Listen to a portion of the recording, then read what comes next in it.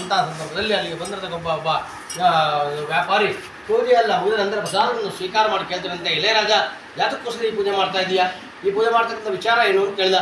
ಅದಕ್ಕೋಸ್ಕರ ಅವ್ರು ಹೇಳ್ತಾರಂತೆ, ಸ್ವಾಮಿ ನನಗೆ ಮಕ್ಕಳಿಲ್ಲ, ಹೀಗಾಗಿ ಪುತ್ರಾಕಾಂಕ್ಷಿ ಆಚೆ ಫಲಪ್ರದವಾದ ಪೂಜೆಯನ್ನು ಪುತ್ರಾಕಾಂಕ್ಷಿಯಾಗಿ ಮಾಡ್ತಾ ಇದ್ದೀನಿ ಅಂತಂದ.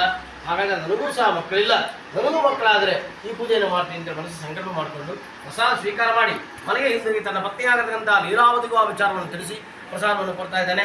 ಅವಳು ಬಹಳ ಭಕ್ತಿಯಿಂದ ಪರಮಾತ್ಮನ ಪ್ರಸಾದವನ್ನು ಸ್ವೀಕಾರ ಮಾಡಿದ್ದಾಳೆ. ಭಗವಂತನ ಕೃಪಾಕಟಾಕ್ಷಿಯಿಂದ ಅವರಿಗೆ ಸುಂದರವಾಗಿದ್ದರಿಂದ ಹೆಣ್ಣು ಮಗು ಜನನವಾಗುತ್ತೆ. ಆ ಮಗುವಿಗೆ ಕಲಾವತಿ ಅಂತ ಹೇಳಿ ನಾಮಕರಣ ಸಹ ಮಾಡ್ತಾರೆ. ನಾಮಕರಣ ಸಂದರ್ಭದಲ್ಲಿ ಪೂಜೆ ಮಾಡೋದು ಭಕ್ತರಿದ್ದಾರೆ. ಅಷ್ಟೇ ಅಲ್ಲ, ಆ ಮಗುವಿನ ದೊಡ್ಡವಳಾಗಿದ್ದಾಳೆ. ಅನುರೂಪರಾಗಿರ್ತಕ್ಕಂಥ ವರನನ್ನು ಹುಡುಕಿ ಬಹಳ ವಿಜೃಂಭಣೆಯಿಂದ ವಿವಾಹ ಸಹ ಮಾಡ್ತಾ ಇದ್ದಾರೆ. ವಿವಾಹ ಸಂದರ್ಭದಲ್ಲಿ ಲೀಲಾವತಿ ಹೇಳ್ತಾಳಂತೆ, ಸ್ವಾಮಿ ಹಿಂದೆ ಈ ವ್ರತವನ್ನು ಮಾಡೋಣ ಅಂತ ಮಾಡಲಿಲ್ಲ, ಈಗಲಾದರೂ ಮಾಡೋಣ ಅಂತ ಕೇಳಿದ್ರು. ಈ ಪೂಜೆ ಪುರಸ್ಕಾರ ವ್ರತ ಅಂತ ಹೇಳಿ ಕೂತ್ಕೊಂಡು ಕಾಲ ಕಳೆಯೋದಕ್ಕಾಗಲ್ಲ, ಮುಂದೆ ಯಾವತ್ತಾದ್ರೂ ಪೂಜೆ ಮಾಡೋದು ಸಾಕು ಅಂತ ಹೇಳಿ ಅಳಿಯನ್ನು ಸಹ ಕರ್ಕೊಂಡು ವ್ಯಾಪಾರಕ್ಕೋಸ್ಕರ ಹೋಗ್ತಿದ್ದಾನೆ. ಯಾವಾಗ ದೇವರ ಪೂಜೆ ಬಿಟ್ಟು ಹೋಗ್ತಾ ಇದ್ದಾನೋ ಎಲ್ಲಿ ಹೋದರೂ ವ್ಯಾಪಾರ ಆಗ್ತಿಲ್ಲ. ಹೀಗಾಗಿ ಅವನ ಮನೆಗೆ ಹಿಂದಿರುಗೋದು ಬಹಳ ತಡ ಆಯಿತು. ಮನೆಯಲ್ಲಿ ಸಂಗ್ರಹ ಮಾಡತಕ್ಕಂಥ ವಸ್ತುಗಳೆಲ್ಲ ಖರ್ಚಾಗ್ಬಿಟ್ಟು ಮಾಸ ಪ್ರತಿ ಮಾಸ ಹೇಳೋ ಹಾಗೆ ಸತ್ಯನಾರಾಯಣ ಸ್ವಾಮಿ ಪೂಜೆ ಬಿಟ್ಟ. ಹೀಗಾಗಿ ದೇವರು ಅವನಿಗೆ ಶಾಪ ಕೊಟ್ಟ ಅಂತಿದೆ. ದೇವರು ಯಾರಿಗೂ ಶಾಪ ಕೊಡಲ್ಲ. ನಿಶ್ಚಲೋ ನಿರಂಜನೋ ನಿರ್ವಿಕಲ್ಪೋ ನಿರಾಖ್ಯಾತ ಶುದ್ಧ ದೇವೋ ಏಕೋ ನಾರಾಯಣ ಅಂತೇಳಿ ಆ ಪರಮಾತ್ಮ ಏನು ಹೇಳಿದ್ದಾನೆ, ಪೂಜೆ ಮಾಡಿದವರಿಗೆ ಅವರೇ, ಪೂಜೆ ಮಾಡದಲ್ಲೇ ಇದ್ದವರಿಗೆ ಶಾಪ ಅನ್ನೋದಕ್ಕೆ ಕಾನ್ಸೆಪ್ಟ್ ಇಲ್ಲ. ಆದರೆ ಶಾಪ ಅಂತಿದೆಯಲ್ಲ ಅಂದರೆ ಶಾಪಕ್ಕೆ ಬೇಕಾದಷ್ಟು ಅರ್ಥ ಇದೆ. ಆ ಅರ್ಥಗಳನ್ನು ಸರಿಯಾಗಿ ತಿಳ್ಕೊಳ್ಳೋದ್ರೆ ಅನರ್ಥ ಆಗುತ್ತೆ. ಮುಂದೆ ಒಬ್ಬ ಗುರುಗಳಿದ್ರಂತೆ. ಆ ಗುರುಗಳೇ ಬೇಕಾದ ಜನ ಶಿಷ್ಯರಿದ್ದರು. ಬಹಳ ದೊಡ್ಡ ಜ್ಞಾನಿಯಾಗಿರ್ತಕ್ಕಂಥ ಗುರು. ಹೀಗಾಗಿ ಅವರಿಗೆ ಯಾವಾಗಲೂ ಪರಮಾತ್ಮನ ಸ್ಮರಣೆಯನ್ನು ಮಾಡ್ತಾಯಿದ್ರು ಮತ್ತು ತನ್ನ ಶಿಷ್ಯರಿಗೆ ಯಾವುದೇ ವಂಚನೆ ಮಾಡದಲೇ ಉತ್ತಮ ರೀತಿಯಾಗಿದ್ದ ಪಾಠ ಪ್ರವಚನಗಳನ್ನು ಸಹ ನಡೆಸ್ಕೊಡ್ತಾ ಇದ್ರು.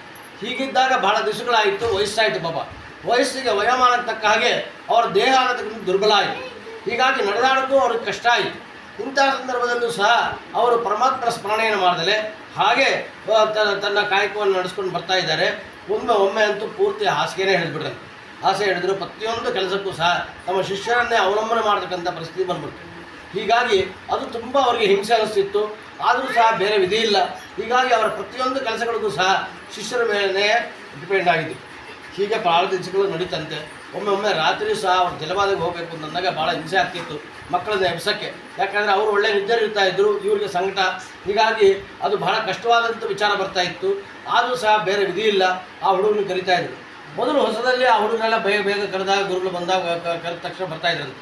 ಆಮೇಲೆ ಬರ್ತಾ ಅವ್ರಿಗೂ ಸ್ವಲ್ಪ ಅಸಡ್ಡೆ ಬಂತು. ಏನು ದಿನ ಇದ್ದದ್ದೇ ಇದು ಕಾಟ ಅಂತೇಳಿ ಇವ್ರು ಕೂಗಿದ ಮೇಲೆ ಎಷ್ಟೋ ಹೊತ್ತು ಮೇಲೆ ಹೋಗ್ತಾ ಇದ್ರಂತೆ. ಇದಂತೂ ಅವರಿಗೆ ದೊಡ್ಡ ನುಂಗಲಾರ ತುಪ್ಪಾಗ್ತಾ ಇತ್ತು. ಅವ್ರಿಗೆ ಬೈಯೋ ಹಾಗೂ ಇಲ್ಲ, ಈ ಸಂಕಟ ತಡೆಯೋಕ್ಕೂ ಆಗಲ್ಲ. ಹೀಗೆ ಭಾಳ ದಿನ ಕಳೀತು. ಆದಷ್ಟು ಬೇಗ ದೇಹವನ್ನು ಬಿಡುಗಡೆ ಮಾಡುವಂಥ ಪರಮಾತ್ಮ ಪ್ರಾರ್ಥನೆ ಮಾಡ್ತಾ ಇದ್ದಾರೆ. ಆದರೆ ದಿನಕ್ಕೂ ಬಿಡಗಾಯಿಸ್ತಾ ಇದೆ. ಕೇವಲ ರಾತ್ರಿಯ ಸಮಯದಲ್ಲಿ ಒಂದು ಸಾರಿ ಹೇಳ್ತಿದ್ದರು, ಈಗ 3 ಸತಿ ಹೇಳುವಂಥ ಪರಿಸ್ಥಿತಿ ಬರ್ತಾ ಇದೆ. ಏನು ಮಾಡಬೇಕು ಅಂತ ಗೊತ್ತಾಗ್ತಾ ಇಲ್ಲ. ಯಾರೂ ಸಹ ಭಗವಂತನ ಸ್ಮರಣೆ ಬಿಟ್ಟಿಲ್ಲ. ಭಗವಂತ ನೀನು ಹೇಗೆ ನಡೆಸ್ತೀಯೋ ಹಾಗೆ ನಡೀತೀನಿ, ಹರಿಚಿತ್ತ ಸತ್ಯ. ಭಗವಂತ ನೀನು ಹೇಗಿದ್ದು ಇಟ್ಟಾಗೆ ಇರುವೇನೋ ಅಂತ ಹೇಳಿ ಭಗವಂತನನ್ನು ಸ್ಮರಣೆ ಮಾಡಿಕೊಂಡು ಜೀವನವನ್ನು ಕಳೀತಾ ಇದ್ದಾರೆ. ಒಮ್ಮೆ ಇದೇ ರೀತಿಯಾಗಿ ರಾತ್ರಿ ಎಚ್ಚರ ಆದಾಗ ಶಿಷ್ಯರನ್ನು ಕರೆದರು. ತಕ್ಷಣ ಬಂದ ಪಾಪ ಹೊತ್ತು ಬಂದ ಅವರ ಕೈ ಹಿಡಿದು ಕರ್ಕೊಂಡು ಹೋಗಿ ಅವರ ಜಲಪಾತವನ್ನು ಮುಗಿಸ್ಕೊಂಡು ಬಂದ. ಮತ್ತೆ ಬಂದಾಗ ಒಂದು ಗಂಟೆಯಲ್ಲೆಲ್ಲ ಮತ್ತೆ ಇದೇ ಥರ ಪ್ರಾರಂಭ ಆಯಿತು. ಆದರೂ ಸಹ ಅವನು ತಕ್ಷಣ ಕರೆದಾಗ ಬರ್ತಾ ಇದ್ದಾನೆ. ಅವರಿಗೆ ಭಾಳ ಆಶ್ಚರ್ಯ ಆಯಿತು. ಪರವಾಗಿಲ್ಲ, ಪರಮಾತ್ಮ ನಮ್ಮ ಕೃಷ್ಣ, ಇವನು ನಮ್ಮ ಶಿಷ್ಯ ಈ ಥರ ಒಂದು ರೀತಿಯ ಸೇವೆ ಮಾಡ್ತಾ ಇದ್ದಾನಲ್ಲ, ಪಾಪ ಅವನಿಗೆ ಇಂಥ ವಯಸ್ಸಲ್ಲಿ ನಾನು ಕಷ್ಟ ಕೊಡೋ ಹಾಗೆ ಆಯ್ತಲ್ಲ ಅಂತ ಅವ್ರ ಪಾಪ ದುಃಖ ಆಗ್ತಾಯಿತ್ತು. ಮಾರನೇ ಹೆಸರು ಇದೇ ಥರ ರಿಪೀಟ್ ಆಯಿತು. ಆದರೆ ಮಾರನೇ ಹೆಸರು ಇನ್ನೂ ಆಶ್ಚರ್ಯ, ಅವ್ರು ಕೂಗಿನ ಮುಂಚೆನೇ ಅಲ್ಲಿ ಬಂದು ನಿಂತಿದ್ದಾನೇನೋ ಅಂತ ಭಾವನೆ. ಅವನು ಯಾವಾಗಲೂ ಪಕ್ಕದಲ್ಲಿ ಕೂತ್ಕೊಂಡಿದ್ದಾನೇನೋ, ನಾನು ಕೂಗೋದನ್ನ ಕಾಯ್ತಾ ಇದ್ದಾನೇನೋ, ನನ್ನ ಕೈ ಹಿಡಿದು ನಡ್ಕೊಂಡು ಹೋಗ್ತಾ ಇದ್ದಾನೇನೋ ಮಾಡತಕ್ಕಂಥ ಭಾವನೆ. ಹೀಗಾಗಿ ಅವರಿಗೆ ಒಂಥರ ವಿಚಿತ್ರವಾದ ಅನುಭವ ಆಗಲಿಕ್ಕೆ ಶುರುವಾಯಿತು. ಆದರೂ ಆಶ್ಚರ್ಯ ಆಯಿತು. ಮುಂಚೆ ಕೂಗಿದ್ರೆ ಬೇಗ ಬರ್ತಾ ಇರಲಿಲ್ಲ, ಇವಾಗ ನೋಡಿದ್ರೆ ಪಕ್ಕದಲ್ಲಿ ಕೂತ್ಕೊಂಡಂಗೆ ಒಂಥರ ಅನಿಸುತ್ತೆ. ನಾನು ಕೂಗೋದೇ ತಡ ಇಲ್ಲ, ತಕ್ಷಣ ಬಂದು ಅವನು ಕೈ ಹಿಡ್ಕೊಂಡು ಕರ್ಕೊಂಡು ಹೋಗ್ತಾ ಇದ್ದಾನೆ. ಅವ್ನು ಕರ್ಕೊಂಡು ಹೋಗ್ಬೇಕಾದ್ರೆ ಏನೋ ವಿಚಿತ್ರವಾಗಿರ್ತಕ್ಕಂಥ ಅನುಭವ ಆಗ್ತದೆಯಲ್ಲ, ಇದೇನಿದು ಅಂತ ಅವ್ರಿಗೆ ಅರ್ಥ ಆಗಲಿಲ್ಲ. ಮಾರನೇ ದಿವಸನೂ ಸಹ ಇದೇ ರಿಪೀಟ್ ಆದಾಗ ಅವನ ಕೈಯನ್ನು ಬಿಗಿಯಾಗಿ ಹಿಡಿದ್ರಂತೆ. ಬಿಗಿಯಾಗಿ ಹಿಡಿದು ಕೇಳ್ತಾರೆ, ನಿಜ ಹೇಳು ನೀನು ಯಾರು ಅಂತ. ನಿಜ ಹೇಳು ನೀನು ಯಾರು, ನನಗೆ ಯಾಕೆ ಈ ರೀತಿ ಮಾಡ್ತಾ ಇದ್ದೆ, ನೀನು ಯಾರು ನೀನು ಅಂತ ಕೇಳಿದ್ರು. ಆಗ ಆ ಪಕ್ಕದಲ್ಲಿ ಇತ್ತಲ್ಲ ಬೆಳಕು, ಮಂದವಾದ ಬೆಳಕು, ಅದು ಪ್ರಕಾಶಮಾನ ಆಗಿ ಶುರುವಾಯ್ತಂತೆ. ಪ್ರಕಾಶಮಾನ ಆದಾಗ ಆ ಪ್ರಕಾಶವಾದ ಬೆಳಕಲ್ಲಿ ಅವ್ರು ನೋಡ್ತಾ ಇದ್ದಾರೆ, ಎದುರುಗಡೆ ಕೂತು ಹೊತ್ತುಕೊಂಡವನು ಬೇರೆ ಯಾರೂ ಇಲ್ಲ, ಬಾಲಕೃಷ್ಣನೇ ಇದ್ದಾನೆ, ಭಗವಂತನೇ ಇದ್ದಾನೆ. ಭಗವಂತ ಅವ್ರ ಕೈಯನ್ನು ಹಿಡಿದಿದ್ದಾನೆ. ನೋಡಿದ ತಕ್ಷಣ ಖುಷಿಯಾಯಿತು, ಒಂದು ಕಡೆ ದುಃಖನೂ ಆಯಿತು. ಸ್ವಾಮಿ ಎಂಥ ಕೆಲಸ ಮಾಡ್ತಾ ಇದೆಯಾ ನೀನು, ಗೊತ್ತಾಯ್ತಾ, ನನಗೆ ಎಂಥ ಸೇವೆ ಮಾಡ್ತಾ ಇದೆಯಾ ಸ್ವಾಮಿ, ನಾನು ಎಂಥ ದುರಾದೃಷ್ಟವಂತನೋ ಅದೃಷ್ಟವಂತನೋ ಅಂತ ಹೇಳಬೇಕಾಗಿಲ್ಲ ಸ್ವಾಮಿ, ಇಂತಹ ಕೆಲಸ ಮಾಡ್ತಾ ಇದೆಯಲ್ಲ ಅಂತಂದ. ನನ್ನ ಭಕ್ತರಿಗೋಸ್ಕರ ನಾನು ಏನು ಬೇಕಾದ್ರೂ ಮಾಡಬಲ್ಲೆ ಅಂತಂದ ಭಗವಂತ. ಸ್ವಾಮಿ ನೀನು ಭಕ್ತರಿಗೋಸ್ಕರ ಏನು ಬೇಕಾದ್ರೂ ಮಾಡ್ತೀನಿ ಅಂತ ಹೇಳ್ತಾ ಇದೆಯಲ್ಲ, ನಾನು ಇಷ್ಟೊಂದು ಕಷ್ಟಪಡ್ತಾ ಇದ್ದೀನಲ್ಲ, ಈ ಕಾಯಿಲೆಯಿಂದ ನನ್ನ ಮುಕ್ತಿ ಮಾಡ್ಬೋದಲ್ವ? ಅಥವಾ ಈ ಬಂಧನದಿಂದ ನಾನು ಮುಕ್ತಿನೇ ಕೊಟ್ಬಿಡ್ಬೋದಲ್ಲ? ಎರಡೂ ಮಾಡ್ತಾ ಇಲ್ವಾ? ನನ್ನ ಕಾಯಿಲೆನೂ ಹೋಗಿಸ್ತಾ ಇಲ್ಲ, ಅಥವಾ ನನ್ನ ದೇಹದಿಂದ ಮುಕ್ತಿಯನ್ನು ಕೊಡ್ತಾ ಇಲ್ಲ, ಮತ್ತು ದಿನಾ ಬೆಳಗ್ಗೆ ಈ ಸೇವೆ ಮಾಡ್ತಾ ಇದ್ದೆ, ಇದರಲ್ಲಿ ಅರ್ಥ ಏನಿದೆ ಸ್ವಾಮಿ ಅಂತ ಕೇಳಿದ್ರು. ಅದಕ್ಕೋಸ್ಕರ ಭಗವಂತ ಹೇಳ್ತಾನೆ, ನೋಡು, 3 ರೀತಿಯಾಗಿರ್ತಕ್ಕಂಥ ಕರ್ಮ ಇದೆ. ಒಂದು ಮಂದತರವಾಗಿರ್ತಕ್ಕಂಥ ಕರ್ಮ, ಇನ್ನು ತೀವ್ರತರವಾಗಿರ್ತಕ್ಕಂಥ ಕರ್ಮ, ಒಂದು ತೀವ್ರತರವಾಗಿರ್ತಕ್ಕಂಥ ಕರ್ಮ. 3 ಥರವಾಗಿರ್ತಕ್ಕಂಥ ಕರ್ಮಗಳಿದೆ. ಮಂದವಾಗಿರ್ತಕ್ಕಂಥ ಕರ್ಮದಲ್ಲಿ ನನ್ನ ಆರಾಧನೆಯಿಂದ, ಪೂಜೆಯಿಂದ, ಸ್ಮರಣೆಯಿಂದ ನಿಮ್ಮ ಕರ್ಮಗಳನ್ನು ನೀವು ಕಳ್ಕೊಬೋದು. ಆದರೆ ತೀವ್ರತರವಾಗಿರ್ತಕ್ಕಂಥ ಕರ್ಮದಲ್ಲಿ ನನ್ನ ಆರಾಧನೆ ಮಾಡೋದಕ್ಕೆ ಮುಖಾಂತರವಾಗಿ, ಕಠಿಣವಾಗಿರ್ತಕ್ಕಂಥ ತಪಸ್ಸನ್ನು ಮಾಡೋದ್ರ ಮುಖಾಂತರವಾಗಿ ಕಳ್ಕೊಬೋದು. ಆದರೆ ತೀವ್ರತರವಾಗಿರ್ತಕ್ಕಂಥ ಕರ್ಮ ಇದೆಯಲ್ಲ, ಅದನ್ನು ಯಾರಿಂದ ಕಳೆಯೋಕ್ಕೆ ಸಾಧ್ಯ ಇಲ್ಲ, ಅವರು ಅನುಭವಿಸೇ ಕಳಿಬೇಕಾಗುತ್ತೆ. ಇದನ್ನು ನಾನು ಕಳಿಸೋಕ್ಕಾಗೋದಿಲ್ಲ. ಯಾಕೆಂದರೆ ಆ ಕರ್ಮವನ್ನು ನಾನು ಕಳೆಯಲ್ಲ ಅಂತ ಹೇಳಿ ನೀವೇನು ಹಠ ಮಾಡಿ ನನ್ನಿಂದ ನಾನು ಹೊರಪಟ್ಟಿದ್ದೆ ಆದರೆ ಮುಂದೆ ಅದನ್ನು ಬಡ್ಡಿ ಸಮೇತ ಅವರು ಅನುಭವಿಸ್ಬೇಕಾದಂಥ ಪರಿಸ್ಥಿತಿ ಬರ್ತದೆ. ಆದ್ದರಿಂದ ತೀವ್ರದ ಕರ್ಮವನ್ನು ನಿಮ್ಮ ಕರ್ಮವನ್ನು ನೀವೇ ಕಲ್ತ್ಕೋಬೇಕಷ್ಟೇ ಹೊರತು ನಾನು ಅದನ್ನು ಕಳೀಲಿಕ್ಕೆ ಸಾಧ್ಯ ಇಲ್ಲ. ಆದರೆ ನೀನು ಅನವರ್ತವಾಗಿ ನನ್ನ ಧ್ಯಾನ ಮಾಡ್ತಾ ಇದೆಯಲ್ಲ, ಇಂಥ ಸಂಕಟದಲ್ಲೂ ನನ್ನ ಪ್ರಾಣೆಯನ್ನು ಬಿಡಲಿಲ್ವಲ್ಲ, ಅದಕ್ಕೋಸ್ಕರ ಈ ಕರ್ಮವನ್ನು ಕಳೀಲಿಕ್ಕೆ ನಿನಗೇನು ಸಹಾಯ ಬೇಕೋ ಆ ಸಹಾಯವನ್ನು ನಾನು ನಿನಗೆ ಮಾಡ್ತೀನಿ ಅಷ್ಟೇ ಹೊರತು ಕರ್ಮವನ್ನು ಪೂರ್ತಿಯಾಗಿ ವಾಶ ಮಾಡೋದಿಲ್ಲ ನಾನು ಅಂತ ಹೇಳಿದಂತೆ ಭಗವಂತ. ಹಾಗೆ ಯಾರಿಗೆ ಯಾವ ರೀತಿ ಕರ್ಮಗಳಿದೆಯೋ ಆ ಕರ್ಮಗಳನ್ನು ಅವರು ಅನುಭವಿಸಿದಿರಬೇಕಷ್ಟೇ ಹೊರತು ಬೇರೆ ಯಾವ ರೀತಿಯಿಂದ ಮುಕ್ತಿಯನ್ನು ಪಡೆಯೋದಕ್ಕೆ ಸಾಧ್ಯ ಇಲ್ಲ. ನಾವು ಸುಮ್ಮನೆ ಹೇಳ್ತೀವಿ ಅಷ್ಟೇ, ಬೇರೆ ಯಾವ ರೀತಿಯಿಂದ ಮುಕ್ತಿ ಪಡೆದು ಸರಿಯಿಲ್ಲ. ಅವರವರ ಕರ್ಮಗಳನ್ನು ಅವರು ಅನುಭವಿಸಲೇಬೇಕು. ಹೀಗಾಗಿ ಭಗವಂತನನ್ನು ಕೇವಲ ಆರಾಧನೆಯಿಂದ ಮಂದತರವಾದ ಕರ್ಮಗಳನ್ನು ಕಳ್ಕೋಬೋದು ಅಷ್ಟೇ ಹೊರತು ಬೇರೆ ಯಾವ ರೀತಿ ಕರ್ಮಗಳನ್ನು ನಮ್ಮ ಕಲಿಯೋಕ್ಕೆ ಸಾಧ್ಯ ಇಲ್ಲ. ಹೀಗಾಗಿ ದೇವರ ಪೂಜೆ ಮಾಡಿದ ತಕ್ಷಣ ದೇವರು ವರ ಕೊಡ್ತಾನೆ, ದೇವ್ರ ಪೂಜೆ ಬಿಟ್ಟ ತಕ್ಷಣ ದೇವರು ನಿಮಗೆ ಶಾಪ ಕೊಡ್ತಾನೆ ಅಂತಕ್ಕಂಥದ್ದೆಲ್ಲ ಬರೀ ಸುಳ್ಳೆ. ಆಯಿತಾ? ಭಗವಂತನನ್ನು ಅನವರ್ತೂ ಅನಾಜ್ಞೆ ಮಾಡ್ತಾ ಇದ್ದರೆ ನಮ್ಮ ಮಾಡತಕ್ಕಂಥ ಕರ್ಮಗಳನ್ನು ಕಳ್ಕೊಳ್ಳೋದಕ್ಕೆ ಭಗವಂತ ನಮಗೆ ಸಹಾಯ ಮಾಡ್ತಾನೆ ಅಷ್ಟೇ, ಬೇರೆ ಇನ್ಯಾವುದೂ ಇಲ್ಲ. ನಾವು ಯಾವಾಗ ನಿರಂತರವಾಗಿ ಭಗವಂತನ ಸ್ಮರಣೆ ಮಾಡ್ತಿರ್ತೀವೋ ಆ ಕರ್ಮಗಳನ್ನು ಕಳೆಯೋದಕ್ಕೆ ಭಗವಂತ ಉತ್ತಮವಾಗಿರ್ತಕ್ಕಂಥ ಮಾರ್ಗಗಳನ್ನು ತೋರಿಸ್ತಾರೆ. ಇದನ್ನು ಅರ್ಥ ಸರಿಯಾಗಿ ತಿಳ್ಕೊಳ್ಳೋದಾದರೆ ಬೇರೆ ಥರ ಅರ್ಥ ಆಗ್ತಿರುತ್ತೆ. ನಮ್ಮ ಇರ್ತಕ್ಕಂಥ ದೌರ್ಬಲ್ಯ ಇರುತ್ತಲ್ಲ, ನಮ್ಮಲ್ಲೇ ಇರ್ತಕ್ಕಂಥ ದೌರ್ಬಲ್ಯವನ್ನು ಬೇರೆಯವರೆಲ್ಲ ಎನ್ಕ್ಯಾಶ್ ಮಾಡ್ಕೊಳ್ತಾ ಇರ್ತಾರೆ ಅಷ್ಟೇ. ಗೊತ್ತಾ? ಇದು ಮಾಡಿದ್ರೆ ಸರಿ ಹೋಗುತ್ತೆ, ಅದು ಮಾಡಿದ್ರೆ ಸರಿ ಹೋಗುತ್ತೆ, ಹಿಂಗಾದ್ರೆ ಸರಿ ಹೋಗುತ್ತೆ, ಮತ್ತೊಂದು ಸರಿ ಹೋಗುತ್ತೆ, ಕೇವಲ ಎನ್ಕ್ಯಾಶ್ ಮಾಡ್ಕೊಳ್ತಾರೆ ಅಷ್ಟೇ ಹೊರತು ಬೇರೆ ಇನ್ನೇನಿಲ್ಲ. ಮೊನ್ನೆ ಒಂದು ಕಡೆ ಹೋಗಿದ್ವಲ್ಲ, ಹೋಗಿದ್ದಾಗ ಅವ್ರು ಹೇಳ್ತಾ ಇದ್ರು, ಬಲಮುರಿ ಮಹಾಗಣಪತಿ ಮನೆಗೆ ಇಟ್ಕೊಂಡ್ಬಿಟ್ರೆ ತುಂಬ ಕೋಪ ಬಂದ್ಬಿಡುತ್ತೆ ಅಂತ. ಬಟ್ ನಾವೇನು ಮಾಡೋಕ್ಕಾಗಲ್ಲ. ಗೊತ್ತಾಯ್ತಾ? ಬಲಮುರಿ ಮಹಾಗಣಪತಿ ಇಟ್ಕೊಂಡು ತೊಗೊಂಡೋಗಿ ಆಚೆ ಬಿಚ್ಚಕ್ಕಾಗತ್ತ? ಬೆಳ್ಳಿದಿರುತ್ತಪ್ಪ ಮನೆಯಲ್ಲಿ, ಬಂಗಾರದಿರುತ್ತೆ, ಇಲ್ಲ ತೊಗೊಂಡು ಕೊಟ್ಬಿಡ್ತೀರಾ? ಏನು ಮಾಡೋದು? ಗೊತ್ತಾಯ್ತಾ? ಅವನೇ ಗಣಪತಿ ಹೇಳಿದಾನ, ಬಲಮುರಿ ಗಣಪತಿ ನನಗೆ ಕೋಪ ಜಾಸ್ತಿ, ಎಡಮುರಿ ಗಣಪತಿ ಭಾಳ ಶಾಂತ, ನೀವೇನು ಮಾಡಿದ್ರು ನಡೆಯುತ್ತೆ ಅಂತ ಹೇಳಿದಾನ. ಆ ಥರದ್ದು ಯಾವುದೂ ಶಾಸ್ತ್ರಗಳಿಲ್ಲ.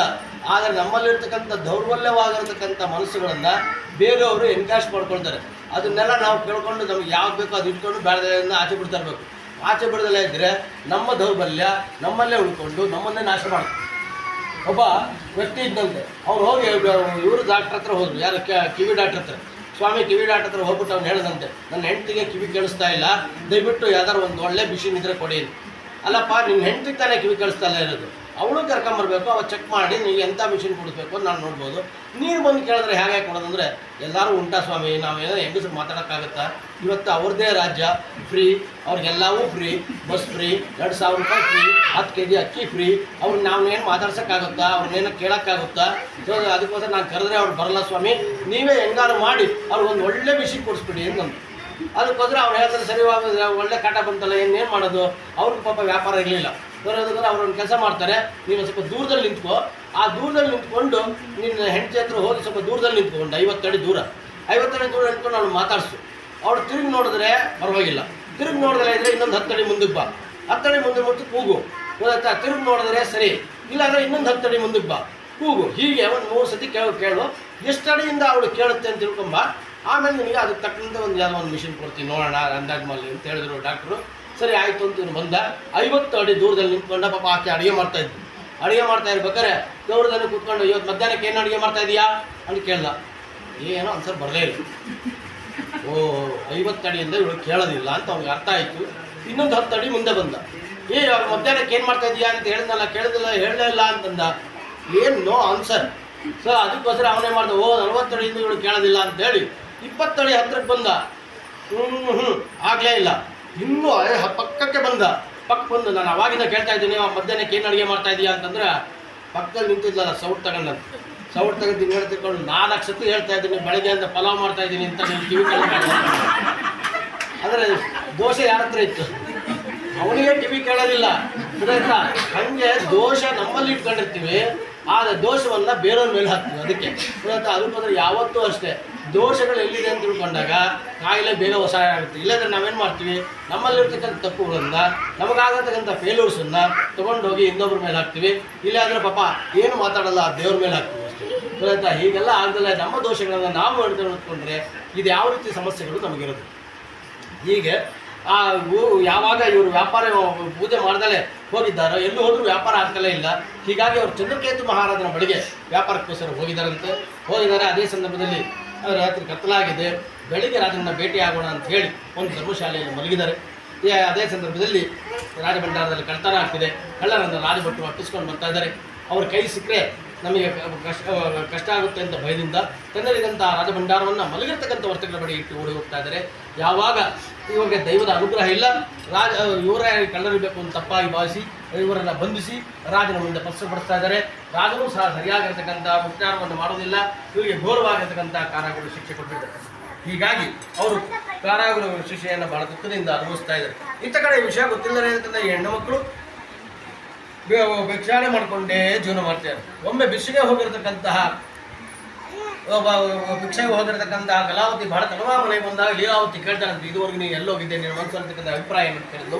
ಅದಕ್ಕೋಸ್ಕರ ಅವಳು ಹೇಳ್ತಾರಂತೆ, ಸ್ವಾಮಿ ನಾನು ಏನು ಹೇಳಿ, ನಾನು ಯಾರ್ದೋ ಮನೆಗೆ ಹೋಗಿದ್ದೆ, ಅವ್ರ ಮನೆ ಸತ್ಯನಾರಾಯಣ ಸ್ವಾಮಿ ಪೂಜೆ ನಡೀತಾ ಇತ್ತು, ಪೂಜೆ ಮುಗಿಯೋರು ಅಲ್ಲೇ ಕುಡಿದು ಪ್ರಸಾದ ಕೊಡ್ತಾ ಇದ್ದಾರೆ, ತೊಗೊಂಡು ಬಂದೆ ಅಂತೇಳಿ ತಾನು ತಂದಿರ್ತಕ್ಕಂಥ ಪ್ರಸಾದವನ್ನು ತನ್ನ ತಾಯಿ ಕೊಡ್ತಾ ಇದ್ದಾರೆ. ಆಗ ಆಕೆ ತಾಯಿ ಹೇಳ್ತಾರಂತೆ, ಹಿಂದೆ ಇದೇ ಸತ್ಯನಾರಾಯಣ ವ್ರತ ಮಾಡೋಣ ಅಂದ್ಕೊಂಡಿದ್ವಿ, ಮಾಡೋಕ್ಕಾಗಲಿಲ್ಲ, ಈಗಲಾದ್ರೂ ಮಾಡೋಣ ಅಂದರೆ ಯಜಮಾನಿಬ್ಬರು ಊರಲ್ಲಿ. ಹೀಗಾಗಿ ಅವರು ಶೀಘ್ರವಾಗಿ ಕ್ಷೇಮವಾಗಿ ಇಂದ್ರ ಬಂದರೆ ಈ ಸತ್ಯನಾರಾಯಣ ವ್ರತವನ್ನು ಮಾಡೋಣ ಅಂತೇಳಿ ಮನಸ್ಸು ಸಂಕಲ್ಪ ಮಾಡ್ಕೊಳ್ತೇವೆ. ಸಂಕಲ್ಪ ಮಾತ್ರದಿಂದ ಸಂತುಷ್ಟನಾಗಿರ್ತಕ್ಕಂಥ ಸ್ವಾಮಿ ಅವತ್ತಿನಿಂದ ಚಂದ್ರಕೇತು ಮಹಾರಾಜನ ಕನಸಲ್ಲಿ ಕಾಣಿಸ್ಕೊಂಡು ಹೇಳ್ತಾರಂತೆ, ಅವರಿಬ್ಬರು ನನ್ನ ಭಕ್ತರ ತಕ್ಷಣ ಅವರನ್ನು ಬಿಡುಗಡೆ ಮಾಡೋದು. ಮಾನೇಶ ಒಡ್ಡೊಳಗದಲ್ಲಿ ಅವರಿಬ್ಬರನ್ನು ಸಹಕರಿಸಿ ದೇವರನ್ನು ಅಪೇಕ್ಷೆ ಮಾಡಿದರೆ ಈ ರೀತಿ ಕಷ್ಟ ಬಂತು, ಇನ್ನು ಮುಂದಾದ ದೇವರನ್ನು ಕೃತಜ್ಞತೆಯಿಂದ ಸ್ಮರಣೆ ಮಾಡಿ ಅಂತೇಳಿ ಒಳ್ಳೆಯ ಬುದ್ಧಿವಾದಗಳನ್ನು ಹೇಳಿ ಊರಿಗೆ ಕಳಿಸ್ಕೊಟ್ಟಾರದಲ್ಲಿ ಸತ್ಯನಾರಾಯಣ ಸ್ವಾಮಿಯ ರೇವಾಕಾಂಡದ 3ನೇ ಅಧ್ಯಾಯ. ಓಂ ನಮೋ